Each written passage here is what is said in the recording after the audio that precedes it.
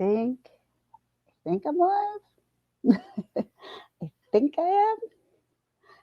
Hey, everybody. Let people come in.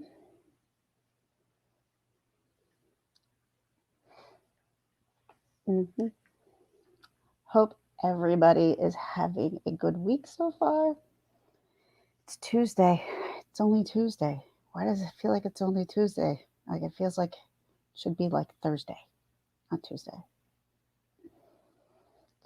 It's like been a long week and it's only Monday. How's that even possible? I don't know. Hi, Carla. So I have been. How you doing, sweetie? Thanks for coming in.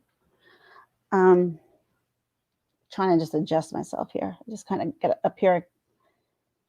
Kind of started a little bit later than I wanted to. I wanted to have things a little bit more done, but that's good. And go straight into this because I've been watching it, but I'm trying to figure out because I just finished watching episode 5 uh, like an hour and a half ago. So I'm like, now that I'm done watching that, I got to remember where I was in episode 3 and what I need to refocus on. So once again, I've been watching the iSniper documentary on Vice. It has been a really, I think, really good documentary. It's done so well. It's taken from almost every single angle you can possibly think of to the families who have been hurt, who the families, some of these people who survived. There was a child who was shot who survived. Um, Many people didn't survive, uh, but they also have the law enforcement. You also have Lee, who is one of the snipers who was under John Muhammad's hand. John Muhammad is now, was put to death back, I believe, in 2009 with lethal injection. Um, and Lee is in, I believe it's Red Onion State Prison. It's something like I never heard. Hey, everybody. Oh my God, I didn't even look. Hi, Red From. How are you? Hey, Ageless Beauty, Misbehaving. You know I love you, darling. Hey, Denise, Life with Gem. Oh, you guys are awesome. Thanks so much for coming in. I really appreciate it. So yeah, like I literally was watching 5 and my mouth was on the floor. I literally had to pick it up because there was so much. I'm like, I had no idea. Like a lot of the reasonings and the things that all happened behind this story, I only knew from what I saw back then on what I saw on the news. That's all I could go by. So for episode 3, so we'll start in with episode 3. Hi, Mr. Shannonite. Oh, that sounds kind of gross, but okay. um, let's see. Okay. So we start with episode 3. Episode 3 starts off with Lee talking to you from the state prison. What happens with Lee, he starts talking about his childhood and how he grew up. We already know that like he really didn't have a fighting chance when it came to either his parents or any system. Like everybody who could have failed this kid failed this kid. The one person that he felt didn't fail him was probably the one who failed him the most, and that was John Muhammad.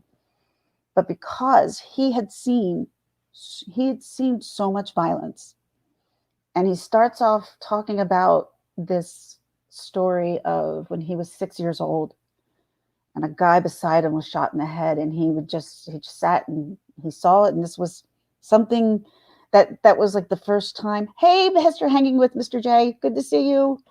Denise, everybody, thank you. Thanks again for showing up. It's awesome. So yeah, so back day 2.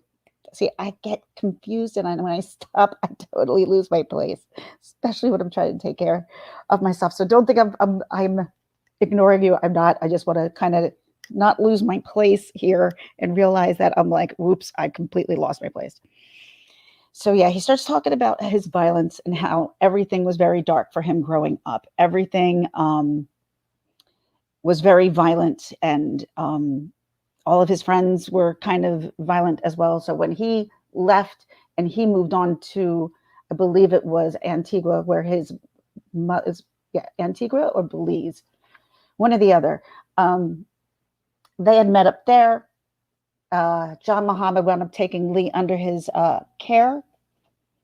Woman kind of just left him in his care, and this guy was taking care of him, and he didn't understand how or why, but he didn't care because this guy took care of him like nobody else did.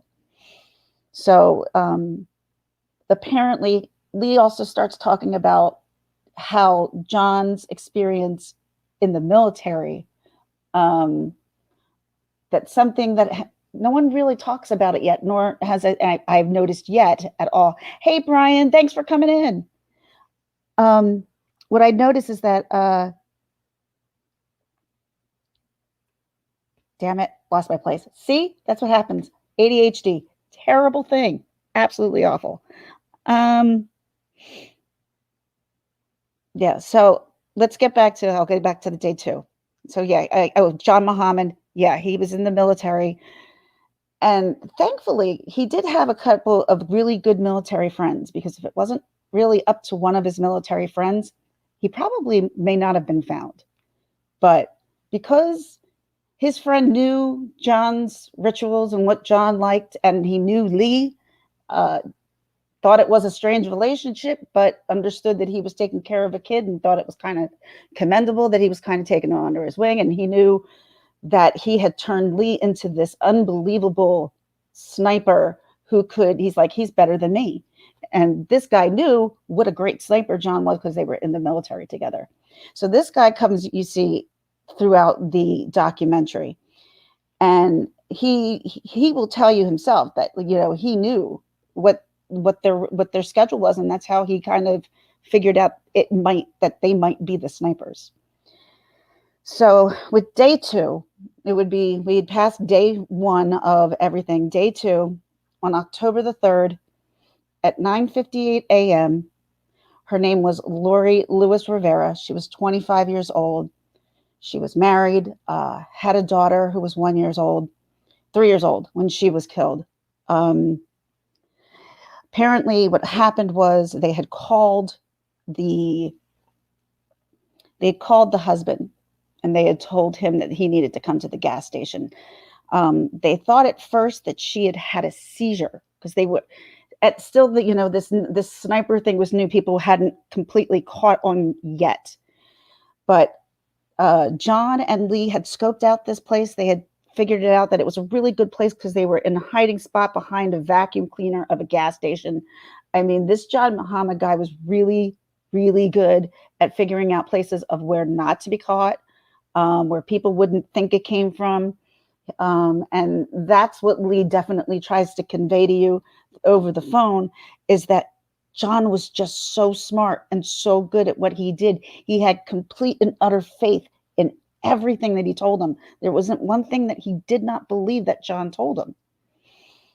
So, you know, after he kills him, because like he said, he's like, you know, to me, it's just, I have to, this person's living, I have to end this person. With all the darkness that John had had with the military and all the darkness that Lee had had, you combine these two darkness, and he said, we just literally became the darkness. And unfortunately, yeah, it's exactly what happened. I mean, this guy wanted to terrorize. And the thing is, his wife pretty much knew what he was capable of. His wife, Mildred, knew if he wants her dead, she would be dead. That she was always looking over her eye, because she knew that once, like, he came into the courthouse and said, gotcha, like, if he finds out where I am, I'm dead. He will kill me. And he had every intentions of killing her. She was the monster. He had led Lee to believe she was the monster. They need to go there, get the kids, take the kids, and go to a different country. That's what their job was. Oh, hanging with Mr. J at its finest. And he was obviously very, very good at it. Very good. As I said, Maria Welsh was found at her car. She was cleaning out her car. Her husband was called. He was really concerned about her daughter, Josephine. I believe her name is Josephine. Um, they kind of introduce her in and out throughout the whole episode 3 documentary part. But they had thought that she had a seizure because, once again, people weren't really wise yet, to the point that she was shot. All they saw that there was blood coming out of her mouth, and because of the way these bullets go in, and a lot of times I've noticed in every episode they've explained that when one of these bullets go in, they go in at such a high velocity that it goes in and it goes like a cone. So it's not that it's just shooting straight through, it takes out pretty much everything. And that's why, like, there would be so much blood, like, that no one could understand what had happened during, for instance, say the first guy who was killed on day one, Sonny, the one who was the lawnmower. They thought that he had a lawnmower accident because of how much blood there was. It was because of these bullets and how they literally destroy everything in their path. And so that was what the problem with Maria was. No one was really sure yet. But once that they had sent her to the hospital, they had the surgeon on again. He goes, I had realized that we once again are dealing with the same person, with the same kind of gun, same kind of bullet that ricochets, that once again opens up like the cone. His name was Dr. James Roby. He was the general trauma surgeon that took care of her. He had a picture of her and he was looking at her. He's like, I can tell you right now, the person that I'm looking at right now does not look even remotely like the person that I worked on. And he's like, and I hope people remember the person that this, and not many people saw the person and how, bad things went for her when she was shot. Oh, when it came to Maria, there was no exit wound. So the bullet actually never exited her body, which is, oof, oof. So her husband, who was contacted, was Nelson Rivera, and he was really worried about his daughter. His daughter, thankfully, because he had just found out that his daughter was dropped off at the daycare 15 minutes before she was shot. They always use that gas station. He automatically assumed the child was in the car. Thankfully, the child had been at daycare at that time for at least 15 minutes. Josephine is her name. She is now 21 years old, and she was 3 when it happened. She doesn't really have very much memory of her mom. She really doesn't have very much memory of the day. Just a child, you could tell, who's just hurt that was never able to have a mother in her life. A lot of this is heartbreaking to watch, absolutely. But it's definitely from when, back in those days when I was watching it on the news and being worried and living close to the area. These were not things that went through your head. You heard about these people, but you didn't hear as much about them as you do now. So at this time, when the police had found out that they had another shot on their hands, they were pretty much hopeless and helpless at this time, because this whoever was shooting was definitely one step ahead of them, and they had really no leads to go on, no leads at all. After the shooting, that they with the woman, they wanted to wait for things to calm down. They had noticed that they would listen to the radio, they would listen to the news, they would even take joy at how, they're looking for a white box truck, and they're like, oh, yeah, we're not in a white box truck, and then they show you all the different news. It's a white male, it's a white male, it's a white male. They're like, these guys are rejoicing behind the scene, going, they have no clue at all. So there was, when they, in between time, they would go to the YMCA. When they would go to the YMCA, they would work out together. Everybody knew them as Lee and John. People thought they were brother and father and son.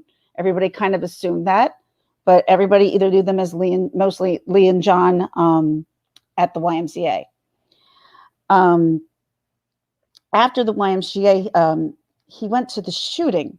After the shooting, I'm sorry, he went to the YMCA, and one of the workers had noticed that John was sitting there.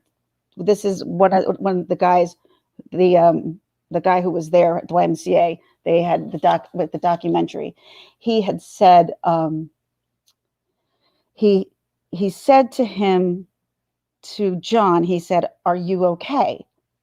John thought and thought, and he went, "No, I'm not okay." So obviously, maybe it was bothering him.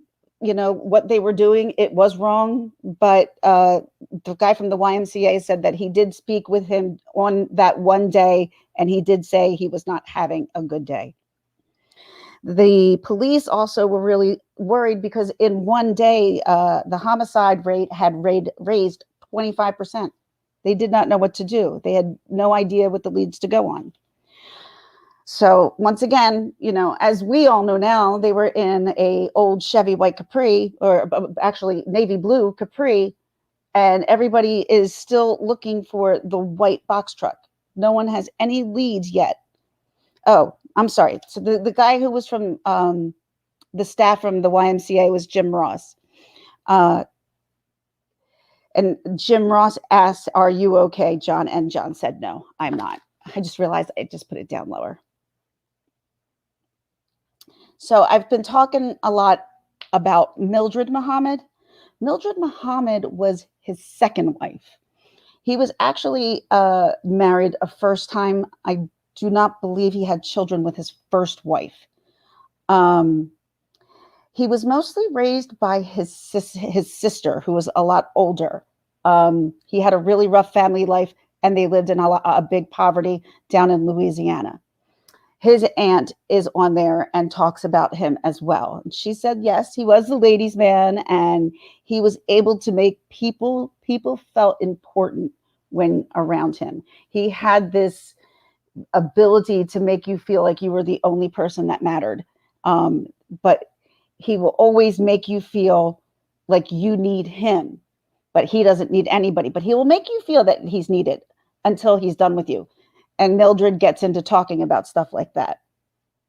His first wife's name was Carol Hutchinson. I wrote down about this. He didn't ever want to, as I just said before, he didn't ever want to be perceived to be weak. Everyone needed John, but John needed no one. And that came from his first wife, and it came from his second wife. And they said she believed he joined the army to travel and to make America better. If you listen to what Lee said he joined the army to escape the poverty. So he just, obviously, John was looking to better his life. But apparently something happened during the Gulf War during Desert Storm, that changed him. He was married to Mildred when he went off to Desert Storm. Mildred did not want him to go. She loved him. She did not want to see her husband go to war. And when he came home, she said things were completely different. He came home a completely different man. He was quiet where he shouldn't be quiet. Honestly, I'm kind of getting into some information that they throw out in 5, but I'm going to put it out there because it kind of pertains to this. So, but when it came to the kids, he could always go back to Dad, but he could never go back to John. That was the problem in the relationship. But she knew that something happened that was so awful, and that no one knew what it was because he wouldn't talk about it. But he came home a completely changed and angry person. And it was something that Mildred didn't want to be a part of anymore because she was dealing with so much. To everyone who's come in, hi, hello, how are you? I'm sorry I haven't said Sabrina P. How are you? I mean, yeah, Carla, I would say now PTSD, but when you kill like 21 people, I don't know. Oh, thanks, Miss Clockett in the house. I don't really cover many true crime stories. I just cover kind of some documentaries that I watch, but thank you very much. I appreciate that. All right, so after they had gone down, they had decided that they wanted to go through Virginia. So they had left the YMCA. This is still day 2, which was October the 3rd. And at about 9:20 p.m. at a laundromat in Washington, D.C., they decided to start scoping out an area where they could find someone and kill someone. It didn't matter who we were. It didn't matter. Nothing mattered.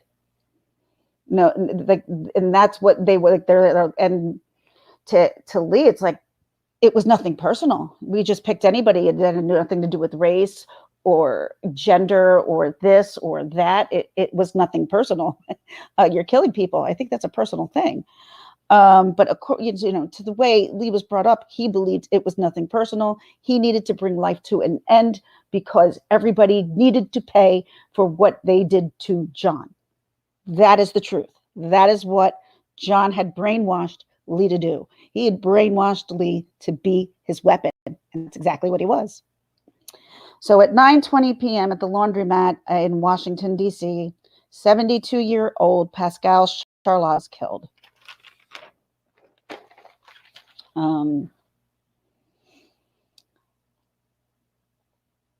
Someone actually did go to the police in Washington, D.C., and did say they saw an old Chevy Capri with no lights on leaving the scene. So, this lieutenant who got this information said, hey, this is what someone identified that they saw driving away. And yet they called up and they still kept going with the white box truck.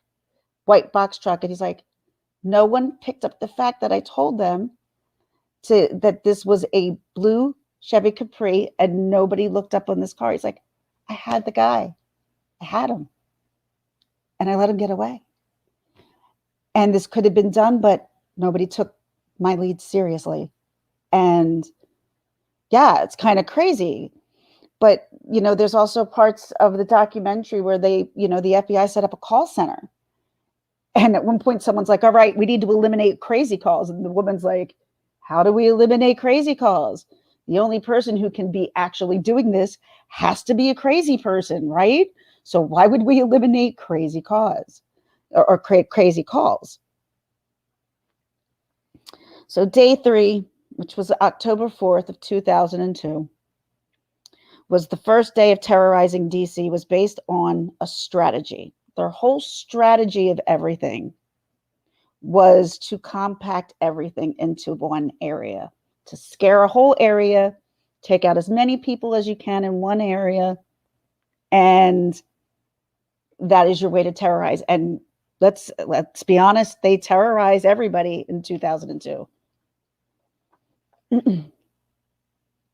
into the area because they wanted the cops to be so overloaded that there could be absolutely no way they could pick up that John Muhammad was behind this.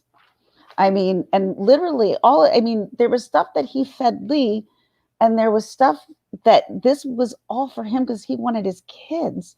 That's, and he needed to kill Mildred in order to make that look, we have to kill everybody for what the nation has done to me. Like, it's still that crazy so far. Like, there's still no real explanations. But, once they took his kids away is when he completely lost everything. Okay, so finally, after the DC shooting, they did get one lead that did come through. They finally got the lead that all the gunshots have come from the same gun.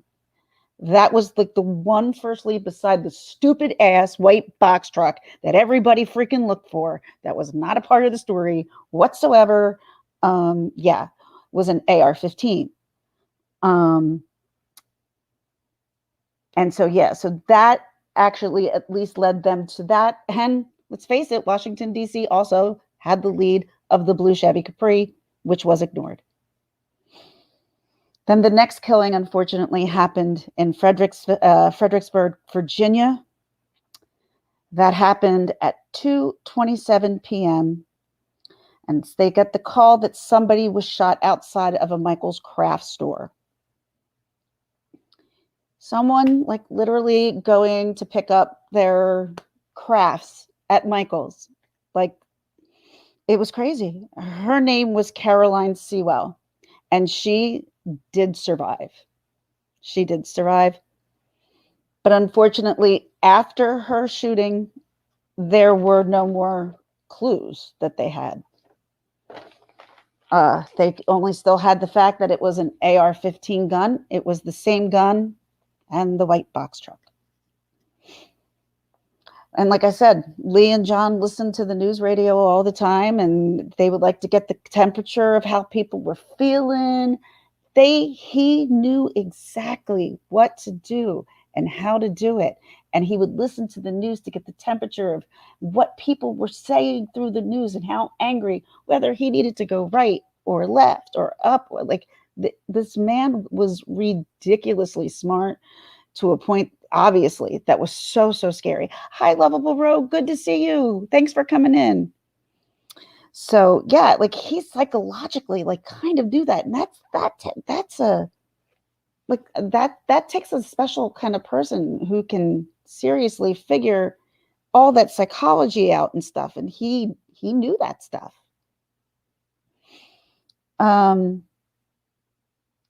Yes, because they the more anxious people were, the more happy John was, which made Lee more happy. And that's kind of how it went.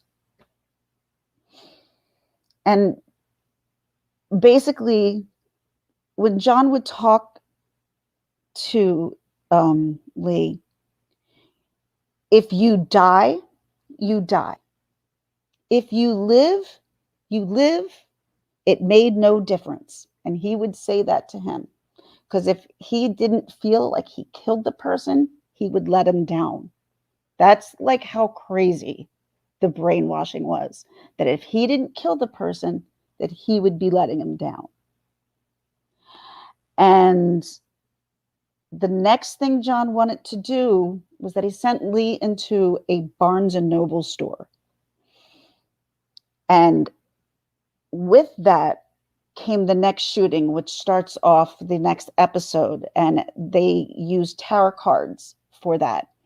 And basically, the next episode is called Call Me God. Because it says on the tarot card that they left was, Dear Mr. Police, call me God. Do not release to the press. It was released like within an hour, but the police didn't put it out there.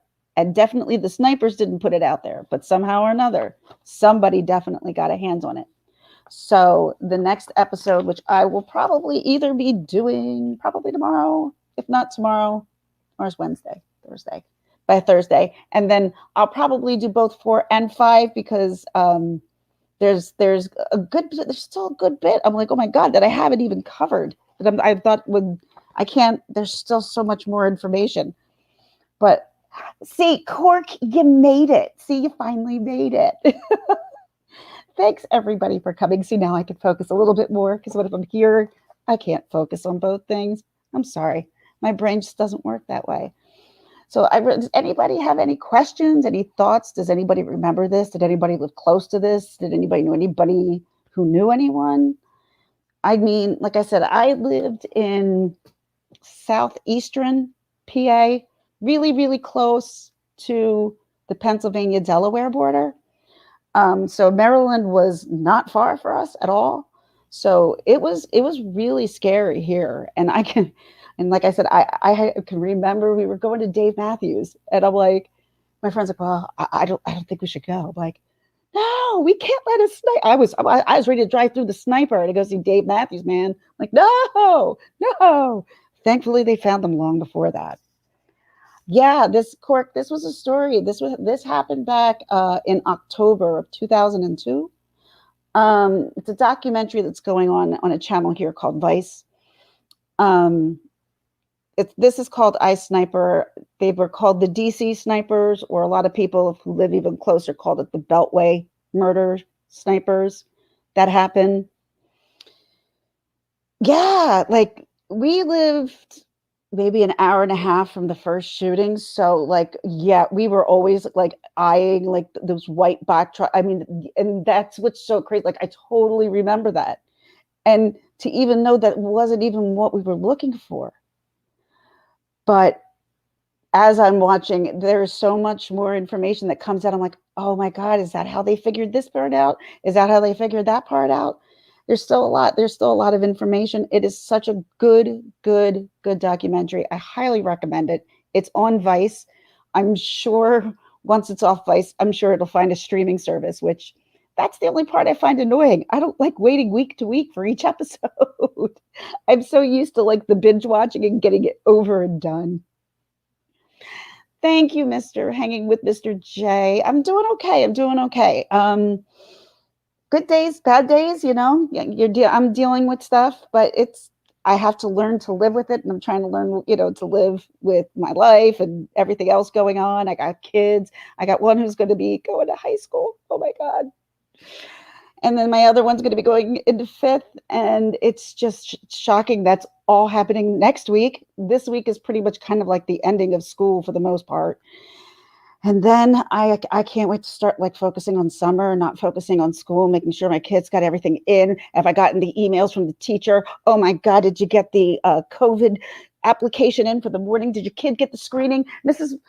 M, this is that, you know, all this stuff. I'm like, I'm just ready for school to be done and over.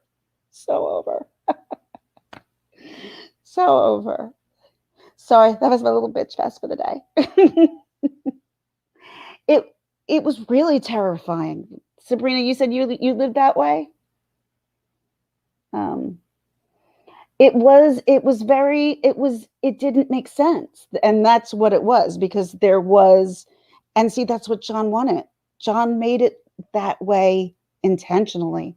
He didn't want anybody to think they were safe. He wanted everyone from children to the oldest people to be terrorized by him.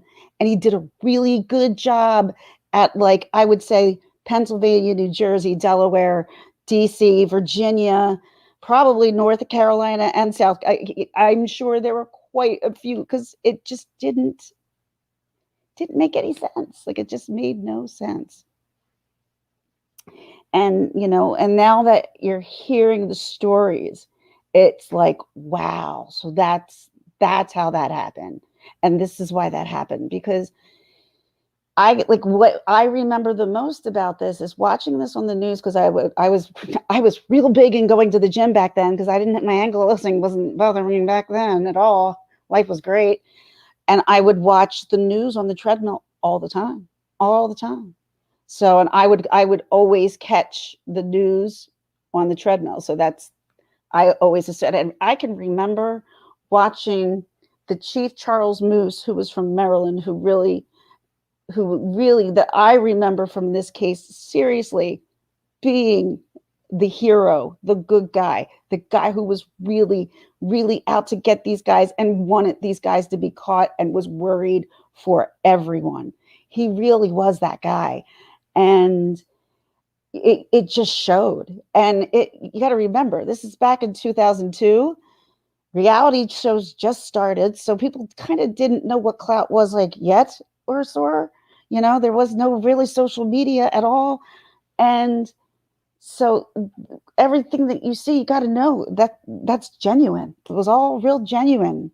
And it took them 3 weeks, thankfully. It was a very 3 long weeks, but 3 weeks.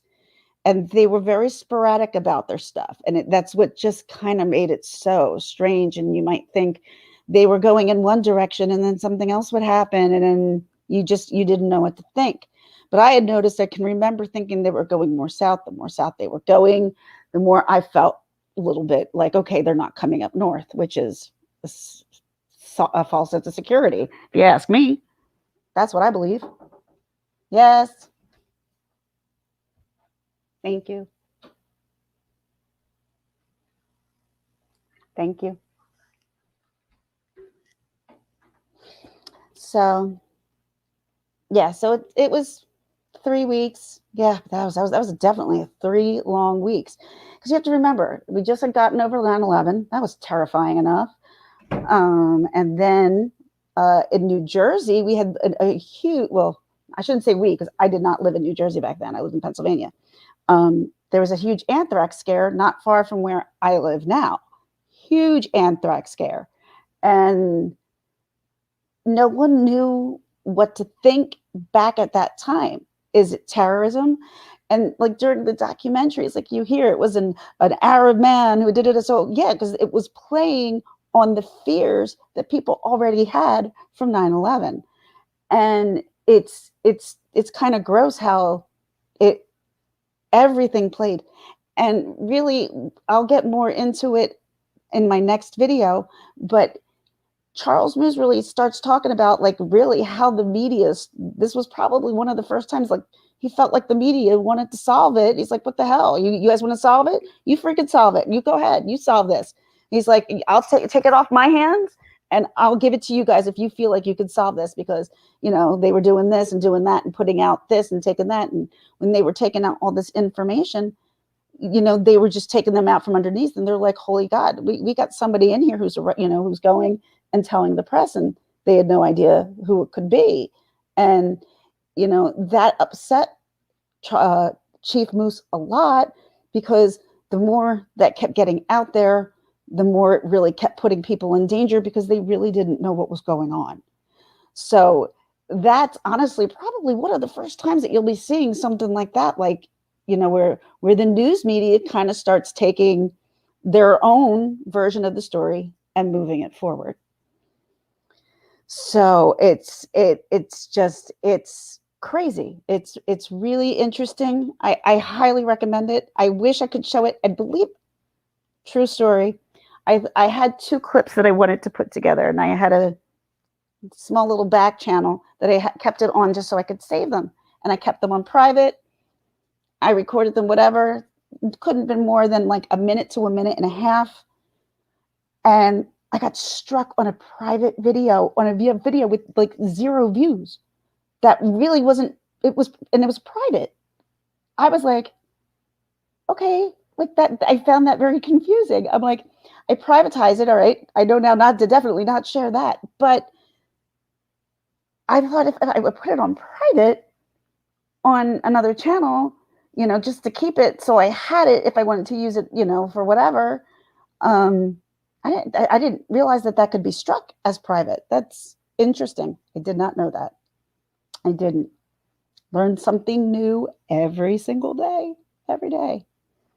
So guys, thanks so much for coming in. Getting ready. It's like getting 7:30. It's getting close to my bedtime. It's getting close to my bedtime.